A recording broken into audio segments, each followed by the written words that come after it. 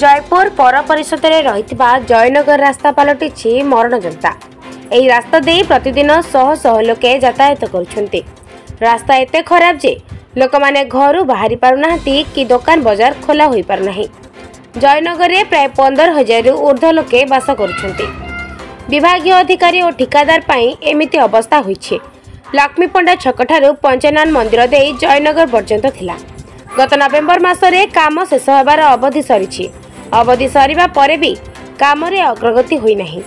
जयनगरवासी और बीजेडी मिलित भावे आंदोलन ओह्लाइब बोली बीजेडी वरिष्ठ नेता रवि नारायण नंद कहछन्ति। जयनगर रास्ता गोटे मरण जनता पलटि बर्तमान जयनगर बासिंदा पाखापाखि 10-15 हजार लोक गृहबंदी अवस्था रहिला भली रहिचंती एवं कंट्राक्टर एवं लाइन डिपार्टमेंट रो मनोमुखी कार्यकलाप जो आज अवस्था सृष्टि एठी बर्तमान सान पिलाटे स्कूल को जाई पारु नहीं। माटी तार छुआ पाई क्षीर आनिबा पाई पार नहीं, क्षीर आनिबा पाई जाई पार नहीं। जो माने बुढ़ा बुढ़ी जो माने वयस्क से माने जो माने औषध टिके आनिबा पाई हॉस्पिटल को भी जाई पारु नांती बा औषध दुकान को जाई पारु नांती। दुकान बाजार संपूर्ण रूपे बंद हो गला भली परिस्थिति आसी पहुंची। रास्ता घाट रे चालिकी जिबा भी संभवपर हो पारु नहीं। ये जो अवस्था सृष्टि होती एवं कंट्राक्टर को अवधि जो कार्यकाल थिला लक्ष्मी पंडा छक ठारू पंचानन मंदिर दे जयनगर पर्यंत जो थिला से रास्तार अवधि गला नवेम्बर मासरे सरी सारी एवं नवेम्बर मासरे सरी सारिबा परे भी एबे पर्यंत कौनसी कार्य कौनसी अग्रगति है नहीं।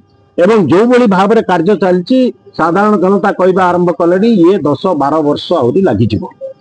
तेणु आसंता शनिवार दिन 23 तारिख दिन आम जयनगर बासिंदा अनुरोध क्रमे से दिन बिजु जनता दल एवं जयनगर बासिंदा मिलित आनुकूल्य आमे जयनगर बंद डाकरा दौचु एवं से दिन हड़ताल करने जाऊँ एवं समस्त दुकान बाजार बंद एवं समस्त गाड़ी घोड़ा बंद एवं आमे अनशन रे आमर बिजु जनता दलर ये अंचल काउंसिलर एवं अन्य अंचल काउंसिलर भी ये धारणा रे बसिबे एवं भाइस चेयरमैन आमर धारणा रे बसिबे एवं आमर समस्त बिजु जनता दलर जते नेतृवृंद से समस्ते एथिरे भाग नेबे एवं जयनगर बासिंदा भी एथिरे संपूर्ण रूपे भाग नेबे।